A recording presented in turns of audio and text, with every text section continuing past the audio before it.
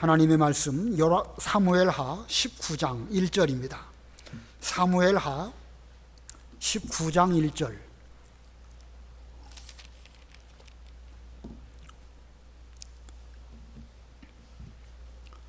사무엘하 19장 1절입니다.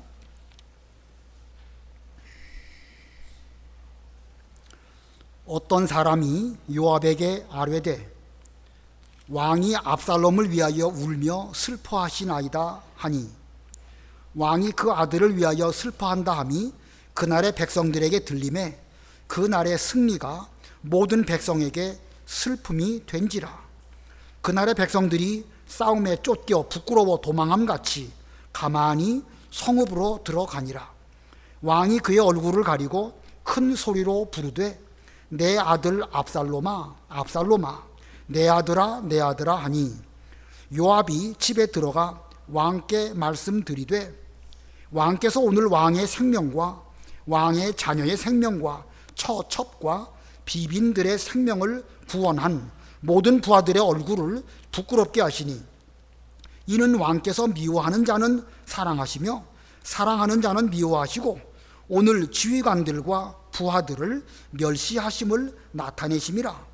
오늘 내가 깨달으니 만일 압살롬이 살고 오늘 우리가 다 죽었다면 왕이 마땅히 여기질 뻔하였나이다. 이제 곧 일어나 나가 왕의 부하들의 마음을 위로하여 말씀하옵소서.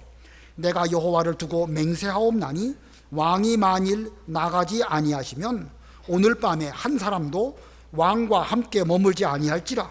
그리하면 그 화가 왕이 젊었을 때부터 지금까지 당하신 모든 화보다 더욱 심하리이다 하니 왕이 일어나 성문에 앉음에 어떤 사람이 모든 백성에게 말하되 왕이 문에 앉아 계신다 하니 모든 백성이 왕 앞으로 나아오니라. 이스라엘은 이미 각기 장막으로 도망하였더라. 이스라엘 모든 지파 백성들이 변론하여 이르되 왕이 우리를 원수의 손에서 구원하여 내줬고 또 우리를 블레셋 사람들의 손에서 구원하셨으나 이제 압살롬을 피하여 그 땅에서 나가셨고 우리가 기름을 부어 우리를 다스리게 한 압살롬은 싸움에서 죽었거늘 이제 너희가 어찌하여 왕을 도로 모셔올 일에 잠잠하고 있느냐 하니라. 다윗 왕이 사독과 아비아달 두 제사장에게 소식을 전하여 이르되 너희는 유다 장로들에게 말하여 이르기를 왕의 말씀이 온 이스라엘이 왕을 왕궁으로 도로 모셔오자 하는 말이 왕께 들렸거늘 너희는 어찌하여 왕을 궁으로 모시는 일에 나중이 되느냐. 너희는 내 형제요 내 고륙이거늘 너희는 어찌하여 왕을 도로 모셔오는 일에 나중이 되리요 하셨다 하고 너희는 또 아마사에게 이르기를 너는 내 고륙이 아니냐.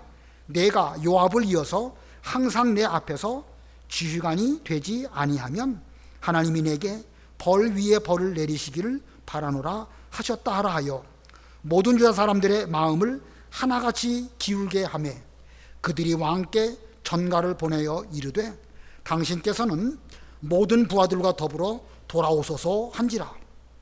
왕이 돌아와 요단의 이름에 유다 족속이 왕을 맞아 요단을 건너가게 하려고 길갈로 오니라. 거기까지 봉독합니다. 오늘 본문의 내용은 이 다윗이 이 예루살렘으로 지금 피난 갔는데 마하나임 성에 머물고 있는데 예루살렘 성으로 다시 돌아오기 위해서 어떤 일들을 함을 말합니다. 다윗의 환궁을 위해서 한 일들인데 그냥 단순히 오늘 제목은 다윗의 환궁입니다. 다윗의 환궁. 우리가 앞에 18장에서 압살롬의 반역은 압살롬이 요압에게 살해됨으로 말미암아 그 반역은 실패로 끝나게 되고 다윗 군대가 승리하게 되었습니다.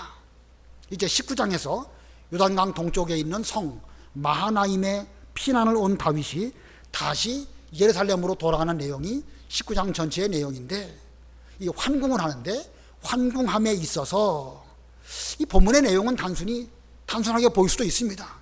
전쟁에서 이겼으니까 여러 사람들에 의해 가지고 이렇게 해서 돌아왔다. 어찌 보면 단순한 내용일 수 있지만 그러나 이 내용이 그렇게 간단한 것만은 아닙니다. 현재 이스라엘은요, 압살롬의 반역으로 인하여 둘로 딱 쪼개진 이런 상태입니다.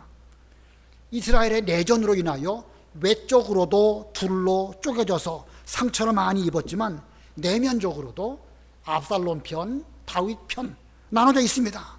남쪽 유다 쪽에 서 있는 사람들, 북쪽 열 지파 쪽에 서 있는 사람들, 이렇게 갈라진 가운데에서 이 압살롬의 반역으로 서로 마음의 상처도 받고 있는 이런 가운데 그 상처가 대단히 심각한 가운데 있습니다. 그러므로 왕인 다윗 입장에서 내적 외적 상처를 잘 수습하고 전 이스라엘이 다시 옛날과 같이 하나가 되도록 그렇게 해야 됩니다. 거기에다가 다윗 본인 입장에서는 그 압살롬, 반역한 아들 압살롬, 그래도 그가 아들이니까 이게 죽었기 때문에 지금 몹시 슬픈 가운데 있습니다. 자, 이런 속에서 다윗이 어떻게 현재의 내외적인 상처를 수습하고 나라를 잘 세울 수 있을까? 단순하지 않죠? 쉽지 않은 문제가 지금 다윗 앞에 있는 것입니다.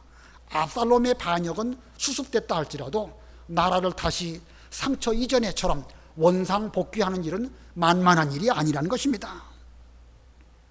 제가 알고 있는 어떤 교회에 담임 목사의 어떤 문제로 인해 가지고 교회가 둘로 딱 쪼개졌습니다. 담임 목사를 지지하는 사람들과 반대하는 사람으로 나눠졌습니다. 그런데 시간이 지나가면서 지지하는 쪽 사람들과 반대하는 쪽 사람들 사이에 여러 사건으로 말미암아 서로 부딪힙니다. 부딪히다 보니까 또 다른 상처를 낳고 그 상처가 또 이 마음을 상하게 하고 마음 상한 이 사람이 또 상대방을 또 상처를 주고 이런저런 일들이 시간이 가면서 점점 벌어지게 됩니다. 얼마 정도 시간이 지나서 이제 담임 목사는 그만두고 후임 목사가 오게 되었습니다. 자, 모든 일이 다 지나갔죠. 문제의 근원인 그 담임 목사가 그만두었으니까 더 이상 상처받을 일도 없고 문제의 근원은 해결된 거 아니겠습니까? 그러나 그렇지 않습니다. 목사가 바뀜으로 인해 가지고 근본 문제는 해결되는 것처럼 보이지만 그 사이에 서로 주고받고 상처를 주기도 하고 받기도 한 이런 것들은 여전히 남아있는 것입니다. 상처는 아물지 몰라도 상처의 그 흔적, 물론 상처라는 말은 그 상한 것의 흔적이라는 뜻이긴 하지만 그 상처의 흔적은 그대로 남게 되는 것입니다. 시간이 많이 흘렀는데 그렇게 문제가 되어지고 수습되어지고 한 제법 15년 정도의 세월이 흘렀는데 시간 지나서 15년쯤 됐으니까 이제 다 잊어진 일로 여겨지는데 그렇지 않습니다. 교회에 어떤 이슈되는 일이 생기게 되니까 그때 저쪽에 있던 사람들은 저쪽에 여전히 서고 이쪽에 있는 사람들은 여전히 이쪽에 서고 그래가지고 또 싸우고 지지고 볶고 뭐 여러 가지 일들이 막 일어나는 일들을 제가 보고 또 알았습니다. 지금 이스라엘이 그런 상태입니다. 이 압살롬의 반역과 그 후유증, 이게 좀 심각한 가운데 있는데 이 심각한 이 문제를 다윗이 어떻게 수습할 수 있을까? 우리 이런 면에서 본문의 말씀을 이 다윗이 어떻게 처신했는가를 유심히 잘 봐야 됩니다. 우리는 우리 지난번에 그 여러 가지 본문 가운데에서 다윗이 지금까지 얼마나 사람 곧 인재를 귀하게 여기고 사람 차별하지 않고 잘 등용했는가를 잘 배웠습니다.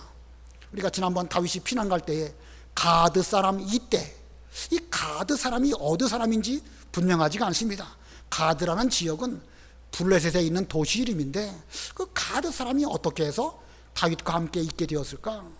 이 일반적인 신학자들은 그 사람은 그 이 이스라엘 가운데 있는 사람 가운데에서 그 아둘람 굴에 다윗이 숨어 있을 때에 거기에 합류했던 그 사람이 이때였을 것이다, 이렇게 생각을 합니다. 자, 그러므로 이 가드 사람 이때는 아둘람 굴에서부터 다윗을 따르며 다윗과 생사고락을 오랫동안 함께한 사람인데 인간적인 면으로 볼 때에 그 이때라는 사람은 그 당시 사회에서부터 이 왕따 당하고 뭐 정확하게 알 수는 없지만 못 배우고 다른 사람과의 관계 속에서 어려움을 겪고 이랬던 인물입니다. 그런데 다윗은 그 이때 같은 그런 사람도 소중히 여겨가지고 자기와 함께 같이 하면서 그 이때가 피난가는 다윗에게 찾아올 때에 나와 함께 가자 그러면서 나중에 압살롬과 전쟁할 때 이때에게도 군사의 3분의 1을 맡기고 그 전쟁을 잘 수행하도록 했습니다. 뭐 한두 건이 그런 게 아니죠. 이와 같이 다윗은요 상당히 많은 사람들을 소중히 여기고 품어주고 그들과 함께 생사고락을 같이 하면서 많은 사람들의 지지를 얻은 사람이 바로 이 다윗입니다. 우리가 지난 수요일 날 본문 가운데서도 그 아히마아스가 어떤 그 전가를 전하려고 할 때에 그 요압이 아히마아스 보내지 아니하고 구수 사람을 보냈다는 거 배웠죠. 구수 사람, 우리 성경에 나온 구수 사람, 에디오피아 사람으로도 알려져 있는 그런 사람이고 아프리카 계통의 흑인을 지칭하는 그런 표현입니다. 자, 이스라엘 백성 가운데 구수 사람이 있었다. 이게 좀 신기하고 놀랍지 않습니까?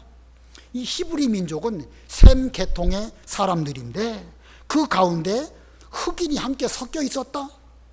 그리고 그 흑인도 그 전쟁에서 여러 가지 역할을 했고 그가 또 전령으로서 어떤 그 메시지를 전달하는 이런 역할을 했다는 사실은 그 당시에 이스라엘 백성들 가운데에서 흑인마저도 이 다윗이 잘 품고 한 나라를 세워나가는 일에 그들도 한 역할을 했다는 사실은 다윗이 사람 차별하지 않고 많은 사람들을 품었다는 것을 보여주고 있습니다. 오늘날 우리로 말한다고 하면 흑인이라든지 더 동남아에서 온 그런 사람이라든지 탈북한 그런 사람들이라든지 그런 사람들도 불편하지 아니하게 이 교회에 들어와서 함께 동화되고 함께 일을 하는 이런 교회가 된 것과 같은 일이 이미 3000년 전 다윗 그 이스라엘 나라에 있었다는 사실입니다. 이런 일들은 다윗이 지금까지 모든 사람들을 대할 때에 인간적으로 대하고 사람을 소중하게 여긴 결과가 이렇게 그 많은 사람들로부터 지지를 받은 이런 다윗이 된 것이 아닐까 생각합니다.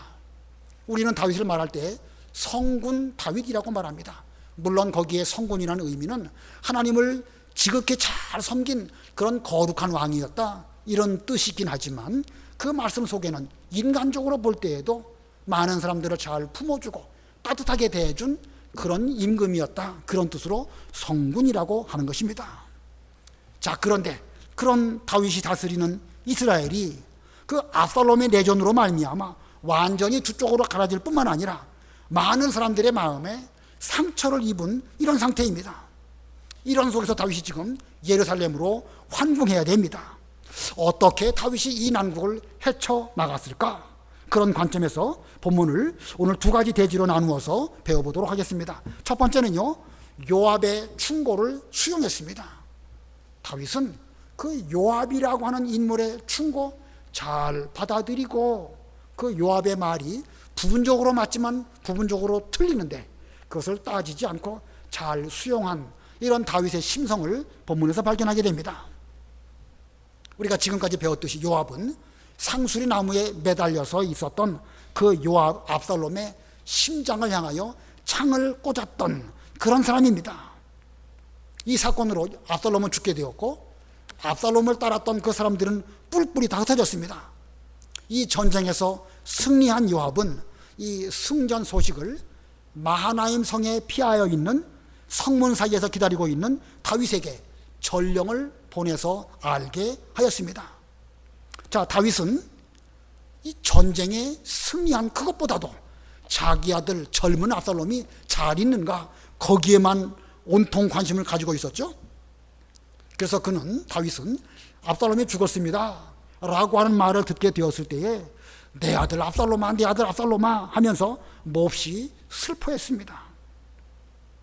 승전하고 돌아오게 된 요압 그리고 그 군사들은 이 다윗이 몹시 슬퍼한다는 말을 듣고 이 승리의 기쁨을 가지고 개선해야 되는데 반대로 자기들의 기쁨을 숨기고 그리고 부끄러워 도망온 것처럼 이제 슬그머니 몰래 쥐죽은 듯이 그 마하나임 성으로 돌아왔습니다. 3절 읽어보세요. 3절 그날의 백성들이 싸움에 쫓겨 부끄러워 도망한 같이 가만히 성읍으로 들어가니라. 예, 승리하고도 쫓겨온 것처럼 부끄러워 도망한 것처럼 가만히 성읍으로 돌아왔습니다. 그 이유는 한 나라의 임금인 다윗이 자기 감정을 잘 절제하지 못하고 그만 드러내서 슬퍼하니까 군사들이 승리하고 나서도 이거 뭐 어떻게 어쩔 줄은 몰라가지고 그냥 이게 돌아온 것입니다. 슬그머니 돌아왔습니다. 다윗이 잘했다고 말할 수가 없죠. 왕 노릇하기가 이만큼 어렵습니다. 어떤 때는 자기 감정도 숨기고 아들이 죽었어도 의연한 것처럼 해야 되는데, 어떤 면에서 보면 다윗이 자기 감정 절제를 못한 것이고, 또 어떤 면으로 보면 인간적으로 아들 죽었는데 아버지로서 슬퍼하는 건 마땅하지요. 뭐 그런 면으로 보면 솔직한 감정을 드러낸 사람이라고도 보여지기도 하고, 참 임금 노릇하기가 쉽지 않습니다. 자, 이 일에서 다윗이 그 처신을 잘했다고만 볼 수가 없지요. 자기 아들 죽은 것만 생각했고 자기 감정을 절제하지 못한 다윗입니다. 우리도 인간적으로 충분히 이해는 되지만 잘한 건 아니에요. 자, 그런데 그때에 요압이 이 왕 다윗에게 직언을 합니다. 4절로 6절 읽어보세요. 4절 왕이 그의 얼굴을 가리고 큰 소리로 부르되 내 아들 압살롬아 압살롬아 내 아들아 내 아들아 하니, 요압이 집에 들어가서 왕께 말씀드리되 왕께서 오늘 왕의 생명과 왕의 자녀의 생명과 처첩과 비빈들의 생명을 구원한 모든 부하들의 얼굴을 부끄럽게 하시니, 이는 왕께서 미워하는 자는 사랑하시며 사랑하는 자는 미워하시고 오늘 지휘관들과 부하들을 멸시하심을 나타내심이라. 오늘 내가 깨달으니 만일 압살롬이 살고 오늘 우리가 다 죽었다면 왕이 마땅히 여기실 뻔하였나이다. 예, 요압이 지금 왕에게 말합니다. 왕으로 이러면 안 되십니다. 그 압살롬은 아버지를 향하여 반역한 사람이고 마땅히 죽어야 한 그런 사람입니다. 이제 국가의 여러 가지 일들을 앞두고 이 일들을 바로 돌려내야 되는데 왕으로 하셔야 할 일은 하지 않고 아들 죽었다고 울고만 계시면 되겠습니까? 지금 요압이 지금 직언한다고 하면서 지금 이렇게 말하고 있는 것입니다. 요압도 말합니다. 왕께서 지나치게 슬퍼하는 것을 보니까 이스라엘 나라와 백성들의 생명을 구원한 왕의 부하들의 얼굴을 지금 부끄럽게 하고 있습니다. 차라리 압살롬이 살아있고 우리 모두가 죽었다라고 하면 왕이 마땅하게 여길 뻔했습니다. 차라리 우리가 죽었어야 되는 건데 지금 이렇게 말하는 것입니다. 자, 요압의 말 틀린 말은 아니죠. 맞는 말입니다. 틀린 말 아닙니다. 그러나 압살롬을 직접 죽인 사람이 지금 바로 요압입니다. 다윗에게 요압이 이렇게 말하는 것은 이 경우에 맞는 말이 아닙니다. 틀린 말은 아니지만 경우에 합당한 말은 아닙니다. 지금 요압은 그 전쟁 나갈 때 다윗이 이 젊은 압살롬을 너그럽게 대해달라 하는 말, 그 말을 무시하고 조금도 망설이지 않고 압살롬을 죽인 장본인입니다. 그러므로 요압 입장에서는요, 진정으로 다윗을 생각하고 배려한다고 하면 자기가 먼저 제가 압살롬을 죽인 사람입니다. 제가 참 부끄럽습니다. 노여움을 푸십시오.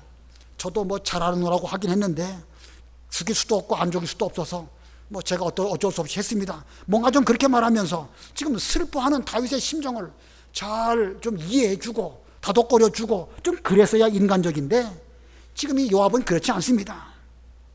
이 다윗이 반역자 압살롬은 반드시 죽여야 한다.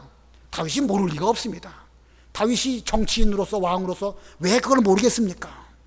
다만 아버지로서 이 패형부도한 아들을 죽일 수도 없고 그냥 살려둘 수도 없고 참 난처한 가운데 있었는데, 그런 아버지의 그 심정은 배려해 주지도 않으면서 왕께서는 나라를 먼저 생각하셔야 됩니다. 압살롬은 죽어 마땅합니다. 통촉하여 주시옵소서. 우리 사극 보면 내내 신하들이 그렇게 말하죠.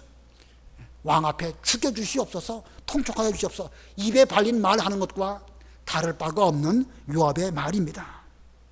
자, 아무리 그 맞는 말이라 할지라도 상대 배려하지 않고 하는 말, 요압의 말과 다를 바가 없습니다. 좀 시간을 가지고 다윗으로 하여금 좀 슬퍼할 시간을 좀 가진 다음에 정신을 차리고 천천히 말한다든지, 좀 그 사람의 입장을 잘 헤아리고 그 후에 조용히 말해준다든지 그럴 수도 있는데, 직언한다고 말하면서 이 다윗에게 말한 거 전혀 잘한 것은 아닙니다. 근데 의외로 요압처럼 말하는 일들이 오늘날 우리들에게도 상당히 많이 있지 않을까? 우리 가운데는 그런 일 없을까요? 남의 집 자녀 믿음 안 지키고, 남의 집 자녀 사람 노릇 제대로 못하는 거, 그 부모도 알고 자기도 압니다. 자, 그런데 그거 꼭 꼬집어가지고 당신 아들 교회 오늘 왜 안 왔어? 이렇게 말한다든지, 그 아들 그 우리 주일학교 잘 다녔던 사람인데 왜 그래? 이렇게 말하면은요, 그 듣는 그 부모 입장에서 마음이 어떨까요? 자, 좀 잘 붙들어주고 기다려주고, 아직 사춘기고 아직 뭐 철없는 젊은 사람이니까 때가 되면 잘 되겠지, 이렇게 하면서 기다려주며 기도하지는 아니하고 올바른 말이라고 하면서 남의 상처 위에 소금을 덧뿌리는 것 같은 이런 일들이 오늘날도 우리 중에 비일비재합니다. 그래서 20년 30년 잘 길렀던 아이들이 그런 말 한번 들을 때에요, 실족하게 되고요, 신앙생활 지금까지 어렵게 잘 왔는데 그만 떨어져 나가는 일들도 있습니다. 자, 요압이 지금 그렇게 말한 것입니다. 요압이 또 어떻게 말했는가? 7절 읽어보세요. 7절 이제 곧 일어나 나가 왕의 부하들의 마음을 이루하여 말씀하옵소서. 내가 여호와를 두고 맹세하옵나니 왕이 만일 나가지 아니하시면 오늘 밤에 한 사람도 왕과 함께 머물지 아니할지라. 그리하면 그 화가 왕이 젊었을 때부터 지금까지 당하신 모든 화보다 더욱 심하리다 하니. 예, 왕께서 곧 일어나서 부하들의 수고를 위로하시지 않는다고 하면 내가 여호와께 두고 맹세하지만 오늘 밤 당신의 부하들은 다 도망갈 것이고, 이 왕께서 지금까지 고생을 많이 하며 여기까지 왔지만 지금까지 겪었던 그 어떤 것보다 더 어려운 화를 당하게 될 것입니다. 자, 이 요압이 지금 이 다윗에게 말하는 말, 분명 많은 말이기도 하고 뭐 그렇습니다. 그러나 지금 전혀 다윗의 입장을 헤아리진 않고 있죠. 요압은 지금 이 다윗에게 슬픈 감정에만 머물지 마시고 어서 일어나서 사람들을 위로하십시오. 그리고 이 사태를 수습하십시오. 맞는 말을 했지만 한편으로는 다윗에게 겁주는 말입니다. 자, 이런 말 들었을 때 다윗 입장에서 어떻을까요? 요압이 와가지고 다윗 입장은 조금 더 헤아리지 않고 지금 아들이 죽어가지고 슬퍼하고 있는데, 사실 못된 아들이고 죽어마땅한 아들이지만 지금 이 요압이 와가지고 이렇게 말할 때 다윗 입장에서 어떻게 해야 될까요? 본문 8절 우리 다 같이 합독하십니다. 8절 시작. 왕이 일어나 성문에 앉음에 어떤 사람이 이 모든 백성에게 말하되 왕이 문에 앉아 계신다 하니 모든 백성이 왕 앞으로 나아오니라. 거기까지. 자, 이 요압의 말을 듣고 다윗이 일어나서 성문에 앉았습니다. 성문에 앉았다는 말은 수고하고 전쟁에 이겨 돌아온 그 자기 부하들을 위로하고 이제부터 본격적으로 왕으로서 해야 할 역할을 잘 감당하려고 성문에 앉았다, 그런 뜻입니다. 우리는 이 본문의 사건을 통해서 요압의 행위를 지금까지 제가 말씀드렸지만 요압의 행위보다도 이 요압에게 대해서 다윗이 어떻게 했는가, 이게 더 중요합니다. 우리 같으면 요압에게 어떻게 할까요? 저 같으면요 이럴 것 같아요. 내가 지금 내 마음을 알기나 하느냐? 내가 그렇게 부탁해가지고 이 젊은 압살롬을 좀 잘 부탁한다라고 말했는데 나한테 조금 더 미안하다는 말을 하지 않고 지금 왕인 나를 겁박하느냐? 다윗 입장에서는요 얼마든지 요압 같은 그 군대 장관 그만두게 할 수도 있습니다. 네가 나를 무슨 뭐 겁박하면서 입 바른 소리 한다고 하면서 이렇게 말하느냐 하면서 요압을 내쳐 버릴 수도 있기도 하거니와 저 같으면 그랬을 것 같습니다. 자, 왕이 있기 때문에 그런 정도 할 수 있겠죠. 그러나 다윗은 이 앞뒤의 모든 일들을 다 알면서도 지금 요압이 말하는 그 자체가 옳은 말이니까 그는 그 말을 받아들였습니다. 이게 다윗이 훌륭한 점입니다. 자, 요압이 잘한 것도 분명히 있고요, 올바른 말을 했습니다. 근데 그 요압의 그 처신을 우리가 관심 갖기보다는 이 다윗이 요압이라는 인물을 어떻게 대했는가, 그게 중요한 것입니다. 다윗은 지금까지 모든 사람에게 대해서 늘 이렇게 대했기 때문에 요압 같은 인물도 평생 다윗 곁에서 다윗과 함께 한 것입니다. 다윗이 만일 이 시점에서 까다롭게 했다고 하면 얼마 지나서 요압도 떠나갔고 다른 사람 떠나가고 아마 다윗과 함께한 사람 쉽지 않았을 것입니다. 어떤 대통령이 인사가 만사라는 말을 했죠. 인사가 만사다. 사람을 어떻게 알고 그 사람을 잘 기용하고 적재적소에 두는 것, 이게 중요하다, 그런 뜻입니다. 우리 인간 사회에서 다른 사람과 관계를 어떻게 맺고 그 사람으로 하여금 또 자기 역할 잘하도록 하는 것, 그게 결국은 나의 인생에 있어서 중요하다, 그런 뜻입니다.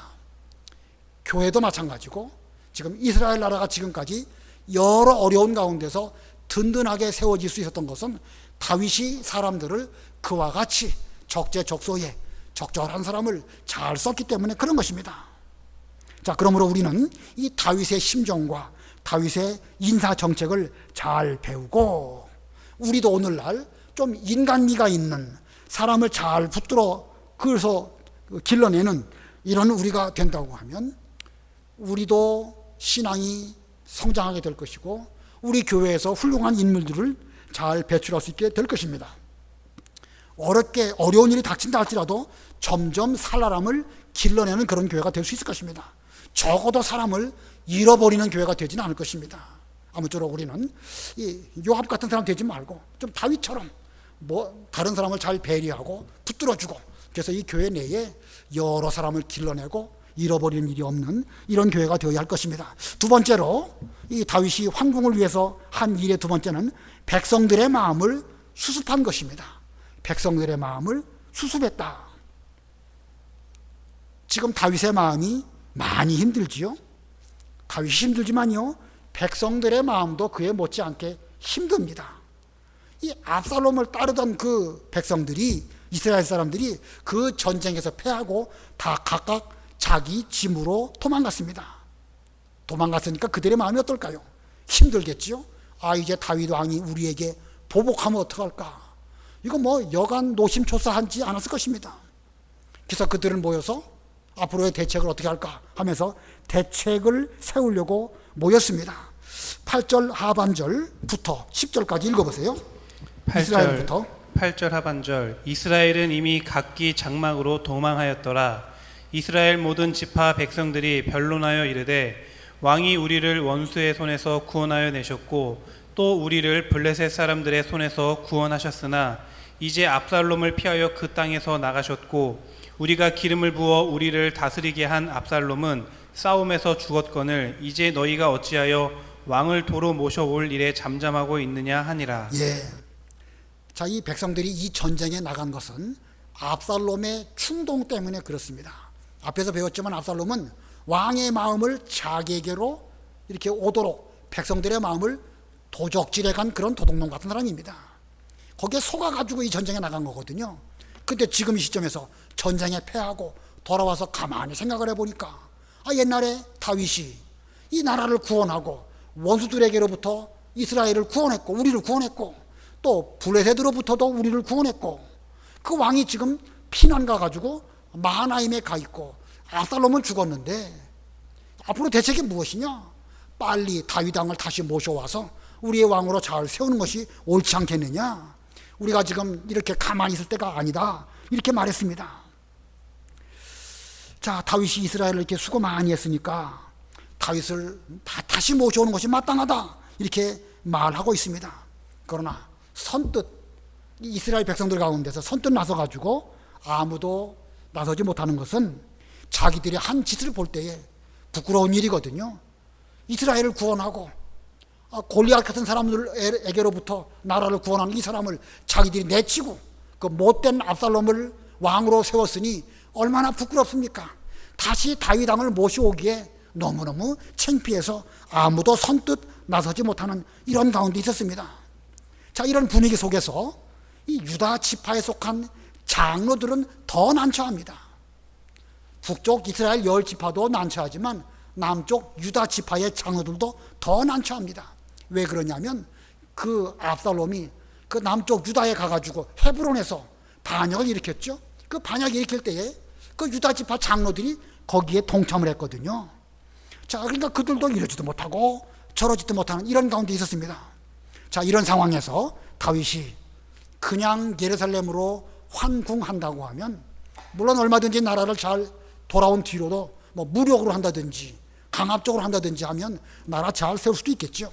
잘 세울 수 있지만 백성들의 마음을 과거와 같이 하나로 만들기에는 여러 문제가 있을 수밖에 없습니다. 그래서 다윗은 성급하게 환궁하지 않습니다. 환궁하지 않고 여러 가지 대책을 잘 세웁니다. 자, 11절 12절 읽어보세요. 11절 다윗 왕이 사독과 아비아달 두 제사장에게 소식을 전하여 이르되 너희는 유다 장로들에게 말하여 이르기를 왕의 말씀이 온 이스라엘이 왕을 왕궁으로 도로 모셔오자 하는 말이 왕께 들렸거늘 너희는 어찌하여 왕을 궁으로 모시는 일에 나중이 되느냐. 너희는 내 형제요 내 고륙이거늘 너희는 어찌하여 왕을 도로 모셔오는 일에 나중이 되리오 하셨다 하고. 예, 북이스라엘 그 열 지파도 다윗을 모셔오는 일에 쉽지 않지만 그들은 대책을 세우느라고 회의를 하고 우리가 좀 모셔와야 되겠다 이런 분위기가 형성됐습니다. 그런데 남쪽 유다는 거기에 참석하지 않았어요.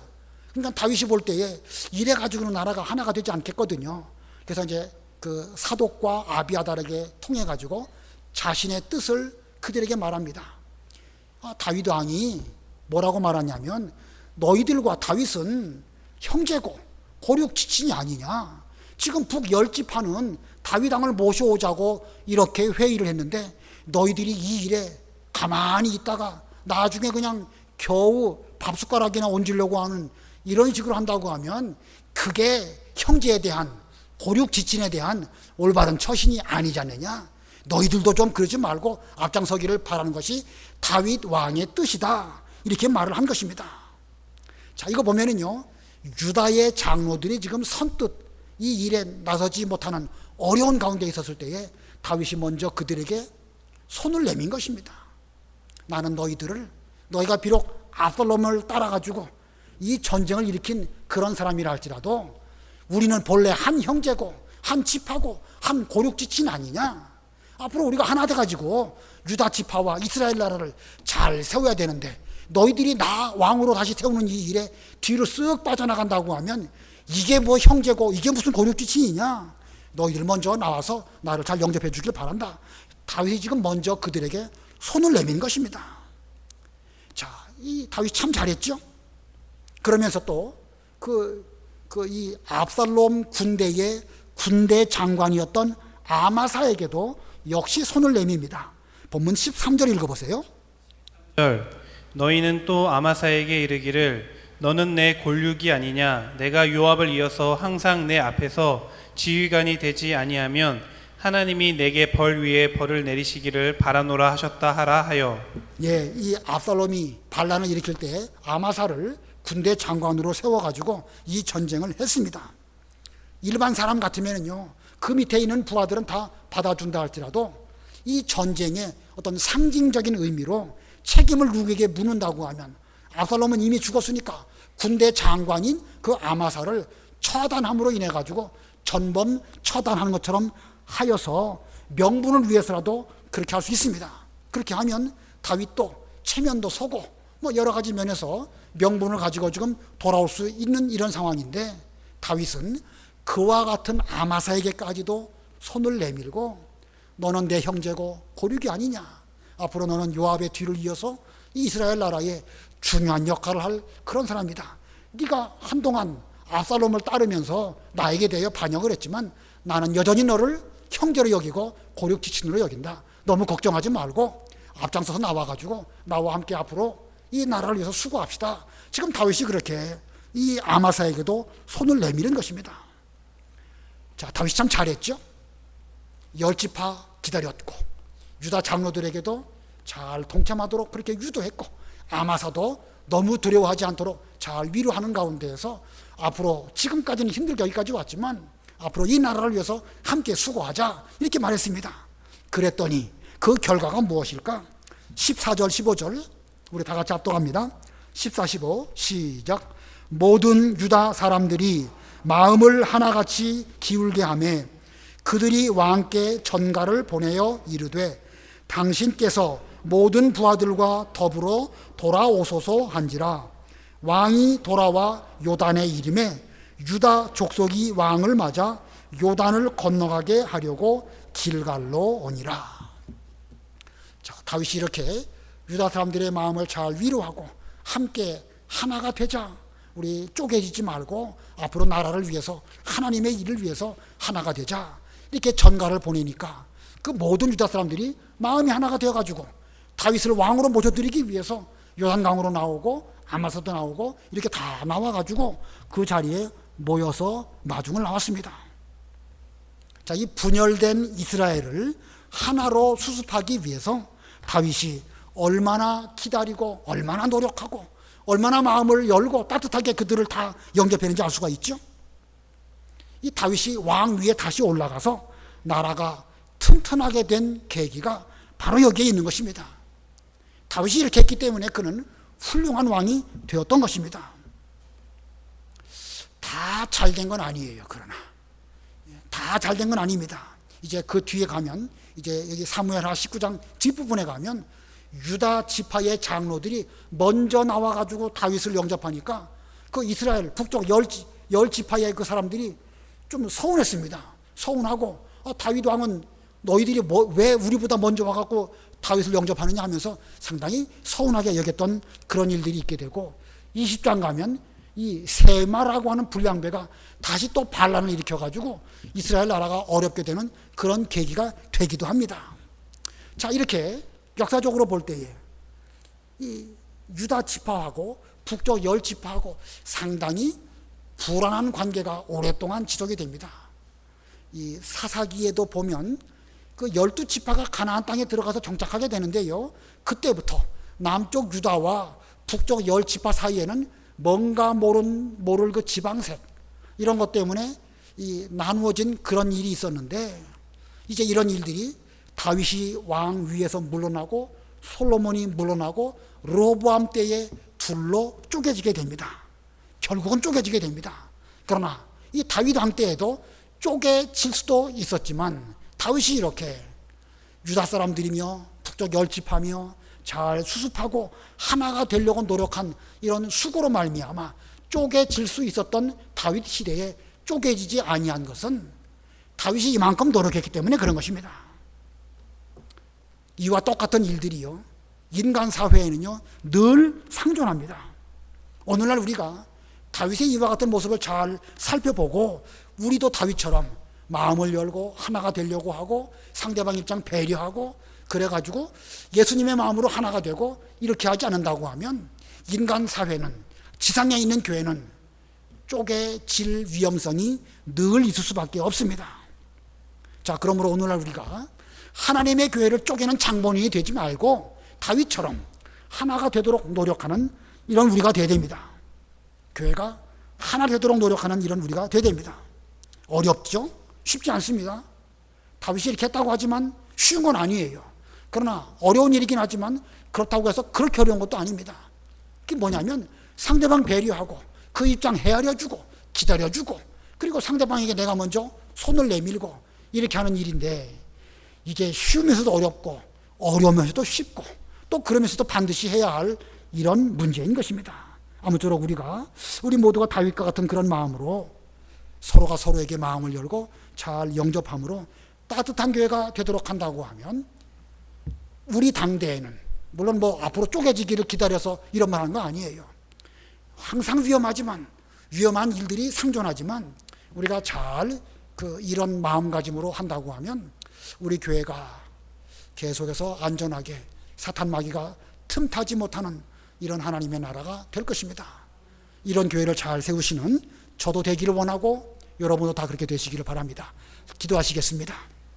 살아계신 하나님, 다윗이 압살롬의 반역으로 말미암아 큰 어려움을 겪었지만 그것 이상으로 더 어려운 일은 그 전쟁으로 말미암아 상처 입은 백성들을 잘 보듬고 요압 같은 인물, 아마사 같은 인물, 유다 장로들, 그리고 북열지파 이런 사람들의 마음을 잘 보듬었기 때문에 나라가 전쟁 이후에도 충분히 수습될 수 있었던 것을 이 시간 저희들에게 일깨워 주셨습니다.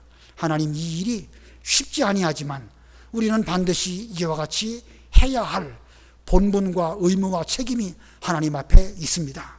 이 사명 잘 감당하기 위하여 먼저 내 자신의 감정에만 휩싸이지 아니하고 다른 사람을 배려하고, 비록 다른 사람에게 여러 가지 단점도 있고 허물이 있을지라도 그것을 잘 보듬어주며 기다려주며 예수님의 마음으로 싸매줄 수 있는 우리 모두가 다 되기를 간절히 원합니다. 예수님의 마음으로 하나가 되는 우리 교회가 되게 해 주시옵소서. 예수님의 이름으로 기도드리옵나이다. 아멘.